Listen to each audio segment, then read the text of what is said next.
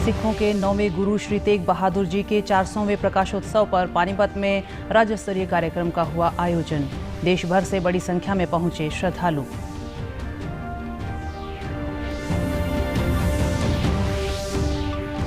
मन की बात कार्यक्रम में प्रधानमंत्री ने डिजिटल भुगतान पर की चर्चा। कहा, यूपीआई तेजी से देश की अर्थव्यवस्था का बन रहा है हिस्सा।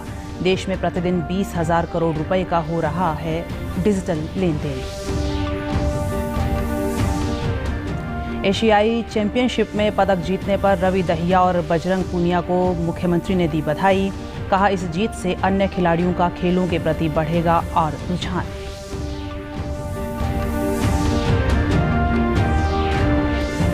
और कृषि मंत्री जयप्रकाश दलाल ने कहा, प्रदेश में किसानों को न्यूनतम समर्थन मूल्य से अधिक मिल रहा है फसलों का भाव। प्रदेश के किसानों को नहीं होने देंगे कोई परेशानी। नमस्कार, मैं रूपम अहलावत। अब समाचार विस्तार से। सिखों के 9वें गुरु श्री तेग बहादुर जी के 400वें प्रकाशोत्सव पर पानीपत में राज्य स्तरीय कार्यक्रम का आयोजन हुआ। इस अवसर पर मुख्यमंत्री मनोहर लाल ने कहा कि आज 400वें प्रकाश पर्व को आज़ादी के अमृत महोत्सव के अंतर्गत मनाया जा रहा है। इसका मुख्य मकसद भी यही है कि उनके त्याग, बलिदान, संघर्ष की गाथा जन जन तक पहुँचे और हमारी आने वाली पीढ़ियाँ उनसे प्रेरणा लें। मुख्यमंत्री ने कहा कि न तो गुरुओं की शहादत भुलाई जाएगी और न ही उनकी शिक्षा भूली जाएगी। से जो प्रकाश फैलाया है उस प्रकाश को आज हम याद कर रहे हैं। विश्व इतिहास में चाहे धर्म हो, संस्कृति हो, चाहे बलिदान की बात हो, प्राणों में आहुति देने में गुरु तेग बहादुर जी का जो अद्वितीय स्थान है, उनको हम अपना नतमस्तक होते हैं। उनकी शिक्षाएं ये हमारे लिए प्रेरणा के स्रोत हैं। हमारी जो पहचान है देश की, वो देश की पहचान इन्हीं कारणों से है। भारत की पहचान, हिंदुस्तान की पहचान अगर बरकरार है तो इस प्रकार के जो हमारे गुरुओं के योगदान हैं उसी में से है। मुख्यमंत्री ने कहा कि गुरु श्री तेग बहादुर जी का हरियाणा से गहरा नाता रहा है। उन्होंने हरियाणा व पंजाब से होकर 6 यात्राएं की। गुरु साहिब ने हरियाणा के 32 गुरुद्वारों में अपने चरण रखे। जी का स्थान हरियाणा में भी बहुत ऐसे स्थान हैं जिनके ऊपर उनका भ्रमण हुआ। कई यात्राएं हुई हैं, 6 यात्राएं उनकी हुई हैं जो हरियाणा और पंजाब के क्षेत्र में एक स्थान से दूसरे स्थान पर वो आते रहे। और उनके शीश की अंतिम यात्रा ये भी हरियाणा में से होकर के निकली है। इस अवसर पर उत्तराखंड के राज्यपाल जनरल गुरमीत सिंह ने कहा कि समारोह में आए हुए लोगों ने गुरु श्री तेग बहादुर जी के बलिदान और राष्ट्र के प्रति उनके समर्पण को याद किया है और उनसे सबक लिया है। उन्होंने कहा कि वर्तमान सरकार गुरुओं और महान संतों का सत्कार कर रही है। प्रधानमंत्री नरेंद्र मोदी ने प्रकाश उत्सव पर सिक्का जारी किया है। कि आज का दिन, आज का दिवस, दिहाड़ा बिल्कुल अलग था। जिस प्रकार से संगत का समूह देखा, लगता है कि लाखों की तादाद में होगा और सब इकट्ठे हुए हैं जो 9वें गुरु के 400वें प्रकाश पर्व के ऊपर में। और सबने उनकी बलिदान, त्याग और अपने राष्ट्र, समाज, धर्म और आस्था के लिए क्या किया, इससे सबक सीखने के लिए 400वां गुरु तेग बहादुर जयंती का प्रोग्राम किया गया। इसमें बहुत ही बढ़ चढ़ के सबने भाग लिया और बहुत ही बढ़िया मैसेज जा रहा है समाज में भी कि अपना हिंदुओं को बचाने के लिए उन्होंने क्या बलिदान दिए थे। ਤੁਸੀਂ ਦੇਖ ਰਹੇ ਹੋ ਕਿ ਅੱਜ ਲੋਕਾਂ 'ਚ ਕਿੰਨਾ ਉਤਸ਼ਾਹ ਹੈ, ਸੰਗਤ 'ਚ ਕਿੰਨਾ ਜ਼ਿਆਦਾ ਉਤਸ਼ਾਹ ਹੈ ਕਿ ਲੱਖਾਂ ਦੀ ਤਾਦਾਦ ਵਿੱਚ ਸੰਗਤ ਪੰਡਾਲ ਦੇ ਵਿੱਚ ਵੀ ਹੈ ਔਰ ਰੋਡ ਜਿਹੜੇ ਨੇ ਜਾਮ ਹੋਏ ਪਏ ਨੇ। ਇੰਨੀ ਸੰਗਤ ਦਾ ਉਤਸ਼ਾਹ ਇਸ ਪ੍ਰੋਗਰਾਮ ਨੂੰ ਵੇਖ ਕੇ ਤੇ ਮੈਂ ਸੰਗਤ ਦਾ ਬਹੁਤ-ਬਹੁਤ ਧੰਨਵਾਦ ਕਰਨਾ। ਗੁਰੂ ਤੇਗ ਬਹਾਦਰ ਸਾਰੀ ਪ੍ਰਜਾ ਵਾਸਤੇ, ਸਾਰੇ ਹਿੰਦੁਸਤਾਨ ਵਾਸਤੇ, ਸਾਰੇ ਦੇਸ਼ਾਂ ਵਾਸਤੇ, ਸਰਬੱਤ ਦੇ ਭਲੇ ਵਾਸਤੇ ਆਏ। ਅਸੀਂ ਆਪਣੇ ਆਪ ਨੂੰ ਬੜੇ ਵੱਡੇ ਭਾਗਾਂ ਵਾਲੇ ਸਮਝਦੇ ਆ ਕਿ ਜਿਹੜੇ ਇਸ ਦਿਹਾੜੇ ਦੇ ਵਿੱਚ ਅਸੀਂ ਹਾਜ਼ਰੀਆਂ ਭਰ ਰਹੇ ਆ। मुख्यमंत्री मनोहर लाल ने गुरु साहिब के त्याग और बलिदान को याद करते हुए कार्यक्रम में कई बड़ी घोषणाएं की। समागम स्थल का नाम श्री गुरु तेग बहादुर के नाम पर करने की घोषणा की। इसके अतिरिक्त जिस रास्ते से गुरु ग्रंथ साहिब की पालकी आई, उस रास्ते का नामकरण भी श्री गुरु तेग बहादुर मार्ग रखे जाने का ऐलान किया। उन्होंने कहा कि यमुनानगर में बनने जा रहे सरकारी मेडिकल कॉलेज का नाम श्री गुरु तेग बहादुर के नाम पर रख दिया गया है। कार्यक्रम में प्रदेश के मुख्यमंत्री मनोहर लाल के साथ साथ उत्तराखंड के राज्यपाल जनरल गुरमीत सिंह, उप मुख्यमंत्री दुष्यंत चौटाला, पूर्व मुख्यमंत्री भूपेंद्र सिंह हुड्डा सहित विभिन्न दलों के नेता पहुंचे। इस मौके पर सुप्रसिद्ध रागी जत्थों ने गुरु की वाणी का पाठ किया। प्रधानमंत्री नरेंद्र मोदी ने आज आकाशवाणी से मन की बात कार्यक्रम में देश विदेश के लोगों से अपने विचार साझा किए। कार्यक्रम में उन्होंने देश में डिजिटल भुगतान की बढ़ती संस्कृति पर संतोष व्यक्त किया है। प्रधानमंत्री ने कहा कि यूपीआई तेजी से देश की अर्थव्यवस्था का हिस्सा बन रहा है और लोग इसके माध्यम से दूरदराज के गांवों और छोटे शहरों में भी लेन देन कर रहे हैं। देश में प्रतिदिन 20,000 करोड़ रुपए का डिजिटल लेन देन हो रहा है। पिछले महीने यह लगभग 10 लाख करोड़ रुपए तक पहुंच गया। आदतों का हिस्सा बन गया है। अब तो छोटे छोटे शहरों में और ज्यादातर गांवों में भी लोग यूपीआई से ही लेन देन कर रहे हैं। लेकिन क्या आपने कभी सोचा है कि आपके इन छोटे छोटे ऑनलाइन पेमेंट से देश में कितनी बड़ी डिजिटल इकोनॉमी तैयार हुई है?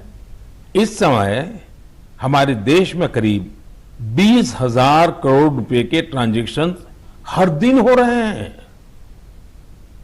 प्रधानमंत्री ने कहा कि प्रौद्योगिकी ने दिव्यांगों के जीवन को आसान बना दिया है। सरकार दिव्यांगजनों के लिए संसाधनों और बुनियादी ढांचे को सुलभ बनाने के लिए लगातार प्रयास कर रही है। उन्होंने कहा कि कई स्टार्टअप और संगठन हैं जो इस दिशा में प्रेरणादायक काम कर रहे हैं। उन्होंने ऐसे ही एक संगठन voice of specially abled peoples का जिक्र किया, जिसने दिव्यांग कलाकारों के चित्रों की डिजिटल आर्ट गैलरी तैयार की है। संसाधनों और इंफ्रास्ट्रक्चर को दिव्यांगों के लिए सुलभ बनाने के लिए लगातार प्रयास कर रहा है। देश में ऐसे कई स्टार्टअप्स और संगठन भी हैं जो इस दिशा में प्रेरणादायी काम कर रहे हैं। ऐसी एक संस्था है voice of specially abled people. ये संस्था असिस्टिव टेक्नोलॉजी के क्षेत्र में नए अवसरों को प्रमोट कर रही है। जो दिव्यांग कलाकार हैं, उनके काम को दुनिया तक पहुंचाने के लिए भी एक इनोवेटिव शुरुआत की गई है। प्रधानमंत्री ने कहा कि बाबा साहिब अम्बेडकर की जयंती पर समर्पित किए गए देश के नए प्रधानमंत्री संग्रहालय के प्रति लोगों में काफी उत्सुकता देखी जा रही है। इसके साथ ही प्रधानमंत्री ने यह भी कहा कि अमृत महोत्सव के दौरान देश के हर जिले में 75 अमृत सरोवर भी बनाए जाएंगे। 75 अमृत सरोवर बनाए जाएंगे। आप कल्पना कर सकते हैं कि कितना बड़ा अभियान है। राष्ट्रीय पंचायती राज दिवस के अवसर पर प्रधानमंत्री नरेंद्र मोदी ने सांबा जिले की पल्ली पंचायत में अपने दौरे पर जम्मू कश्मीर में 20,000 करोड़ रुपए की लागत वाले विभिन्न विकास योजनाओं का उद्घाटन और शिलान्यास किया। प्रधानमंत्री ने राष्ट्रीय पंचायती राज दिवस पर विभिन्न श्रेणियों में उत्कृष्ट उपलब्धियों के लिए पुरस्कार पाने वाली पंचायतों को पुरस्कार राशि हस्तांतरित की। देश भर की पंचायत सभाओं को संबोधित करते हुए प्रधानमंत्री ने कहा कि जम्मू कश्मीर में पंचायती राज दिवस मनाना एक बड़ा अवसर है।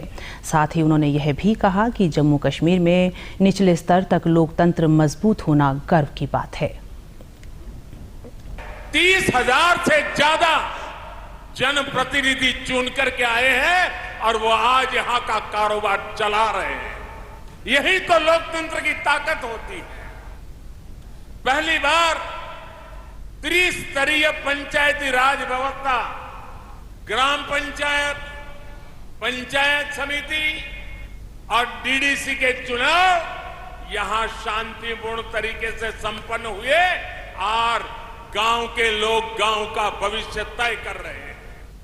प्रधानमंत्री ने कहा कि दशक से बेड़ियां वाल्मीकि समाज के पांव में डाल दी गई थीं, वो उनसे मुक्त हुआ है। आज हर समाज के बेटे बेटियां अपने सपनों को पूरा कर पा रहे हैं। उन्होंने कहा कि जम्मू कश्मीर में बरसों तक जिन साथियों को आरक्षण का लाभ नहीं मिला था, अब उन्हें भी आरक्षण मिल रहा है। जम्मू कश्मीर में विकास के नए आयाम बने हैं। केंद्र के लगभग 250 कानून जो जम्मू के नागरिकों को अधिकार देते थे वो लागू नहीं किए जाते थे। हमने जम्मू कश्मीर के हर नागरिक को एम्पावर करने के लिए उन कानूनों को लागू कर दिया और आपको ताकतवर बनाने का काम कर दिया। आज मुझे गर्व हो रहा है कि आजादी के 75 साल के बाद जम्मू कश्मीर के मेरे वाल्मीकि समाज के भाई बहन हिंदुस्तान के नागरिकों की बराबरी में आने का कानूनी हक प्राप्त कर सके हैं। प्रधानमंत्री नरेंद्र मोदी को आज मुंबई में पहले लता दीनानाथ मंगेशकर पुरस्कार से सम्मानित किया गया। प्रधानमंत्री ने ट्वीट करते हुए कहा कि लता दीदी से जुड़े इस सम्मान को लेकर मैं आभारी और विनम्र हूं। उन्होंने हमेशा एक मजबूत और समृद्ध भारत का सपना देखा और राष्ट्र निर्माण में सहयोग दिया। उपराष्ट्रपति एम वेंकैया नायडू ने आज बेंगलुरु में खेलो इंडिया विश्वविद्यालय खेलों का उद्घाटन किया। कोविड के बाद खेलों का यह सबसे बड़ा आयोजन है। उद्घाटन कार्यक्रम में केंद्रीय खेल मंत्री अनुराग ठाकुर भी शामिल हुए। प्रधानमंत्री नरेंद्र मोदी ने बेंगलुरु में खेलो इंडिया विश्वविद्यालय खेल के आयोजन पर प्रसन्नता व्यक्त करते हुए एक ट्वीट में कहा कि इन खेलों से युवा खेल प्रतिभाओं को विकसित करने में मदद मिलेगी। केंद्रीय खेल मंत्री अनुराग सिंह ठाकुर ने कहा कि प्रधानमंत्री नरेंद्र मोदी ने खेलों को बढ़ावा देने के लिए जो प्लेटफॉर्म तैयार किया है ये बहुत ही सफल प्रयोग रहा है। मुख्यमंत्री मनोहर लाल ने एशियाई चैंपियनशिप में पदक जीतने पर खिलाड़ियों को बधाई दी। उन्होंने अपने ट्वीट संदेश में कहा कि रवि दहिया को एशियाई चैंपियनशिप की 57 किलोग्राम कुश्ती स्पर्धा में स्वर्ण पदक और पहलवान बजरंग पूनिया को 65 किलोग्राम की कुश्ती स्पर्धा में रजत पदक जीतने पर ढेर सारी बधाई। आज दोनों ही इस जीत से अन्य खिलाड़ियों का खेलों के प्रति रुझान और बढ़ेगा। इसके साथ ही मुख्यमंत्री ने एशियाई चैंपियनशिप की विभिन्न स्पर्धाओं में पहलवान गौरव बालियान को रजत पदक, नवीन कुमार व सत्यव्रत कादियान को कांस्य पदक जीतने पर भी शुभकामनाएं दी। डीडी न्यूज़ हरियाणा प्रदेश और प्रदेश से जुड़ी खबरों को विस्तार से जानने के लिए आप हमारे साथ फेसबुक, ट्विटर और यूट्यूब के माध्यम से भी जुड़ सकते हैं। हमसे जुड़ने के लिए आप हमारे सोशल मीडिया हैंडल को भी फॉलो कर सकते हैं। अब आप अपने मोबाइल फ़ोन से QR कोड स्कैन कर हमारे यूट्यूब चैनल पर सीधे पहुंच सकते हैं। प्रदेश के शिक्षा एवं वन मंत्री कंवरपाल ने कहा कि पवित्र ग्रंथ गीता के उपदेशों से सभी को कर्म करने का संदेश मिल रहा है। विश्व के हर मानवता को इन उपदेशों को पहुंचाने के लिए गीता स्थली कुरुक्षेत्र के ज्योतिसर में महाभारत की थीम पर विशाल संग्रहालय का निर्माण किया जा रहा है। शनिवार को संग्रहालय के निरीक्षण के दौरान मंत्री ने बताया कि इस तीर्थ स्थल पर करीब 206 करोड़ रुपए की राशि खर्च की जाएगी। उन्होंने बताया कि ज्योतिसर में 13 करोड़ 63 लाख रुपए की लागत से भगवान श्री कृष्ण का 40 फीट ऊंचा विराट स्वरूप बनाया गया है। यह प्रोजेक्ट आकर्षण का केंद्र बनेगा। इस महाभारत थीम भवन में महाभारत के दृश्य को आधुनिक मल्टीमीडिया प्रणाली से दर्शाया जाएगा। कृषि मंत्री जयप्रकाश दलाल ने कहा है, प्रदेश में किसानों को न्यूनतम समर्थन मूल्य से अधिक फसलों का भाव मिल रहा है। भिवानी के गांव हालूवास में आयोजित एक कार्यक्रम में बोलते हुए कृषि मंत्री ने कहा कि प्रदेश में किसानों को किसी प्रकार की कोई भी तकलीफ नहीं है। कृषि मंत्री ने कहा कि अनाज मंडियों में स्थान निर्धारित कर लघु सब्जी मंडियां तैयार की जाएंगी, जिससे जिले भर में लोगों को इधर उधर नहीं भटकना पड़ेगा। उन्हें अपने क्षेत्र में ही सब्जियां उपलब्ध हो पाएंगी। इनमें जगह बची हुई है। अधिकारियों को मैंने आदेश दिए हैं कि उसमें जगह निकाल करके अनाज मंडी के कोने में सब्जी मंडी बना दी जाए, जैसे कि हमारी बाड़ला की है, जुई की है, तुसाम की है, खैरू की है, तो इस तरह की मंडियाँ बहल की है, तो ताकि लोगों को सुविधा हो सके और हमारी जो बची हुई ज़मीन है वो काम किया जाए। फिल्म कश्मीर फाइल्स के निर्देशक विवेक रंजन अग्निहोत्री और उनकी पत्नी व फिल्म निर्माता पल्लवी जोशी ने कल मुख्यमंत्री मनोहर लाल के साथ उनके आवास पर शिष्टाचार भेंट की। इस दौरान मुख्यमंत्री के साथ उन्होंने मुख्यमंत्री के नियंत्रण कक्ष और मुख्यमंत्री आवास में स्थापित पुस्तकालय का भी दौरा किया। इस दौरान मुख्यमंत्री ने उन्हें श्रीमद् भगवत गीता और शॉल भी भेंट की। और अंत में इस बुलेटिन के मुख्य समाचार एक बार फिर। सिखों के 9वें गुरु श्री तेग बहादुर जी के 400वें प्रकाशोत्सव पर पानीपत में राज्य स्तरीय कार्यक्रम का हुआ आयोजन। देश भर से बड़ी संख्या में पहुंचे श्रद्धालु।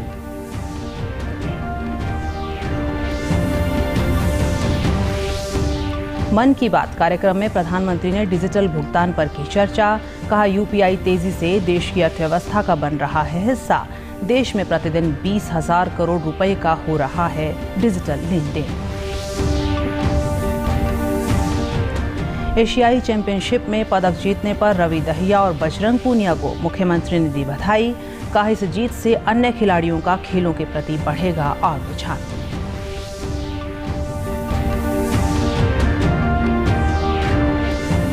और कृषि मंत्री जयप्रकाश दलाल ने कहा कि प्रदेश में किसानों को न्यूनतम समर्थन मूल्य से अधिक मिल रहा है फसलों का भाव। प्रदेश के किसानों को नहीं होने देंगे कोई परेशानी। समाचारों में आज इतना ही। नमस्कार।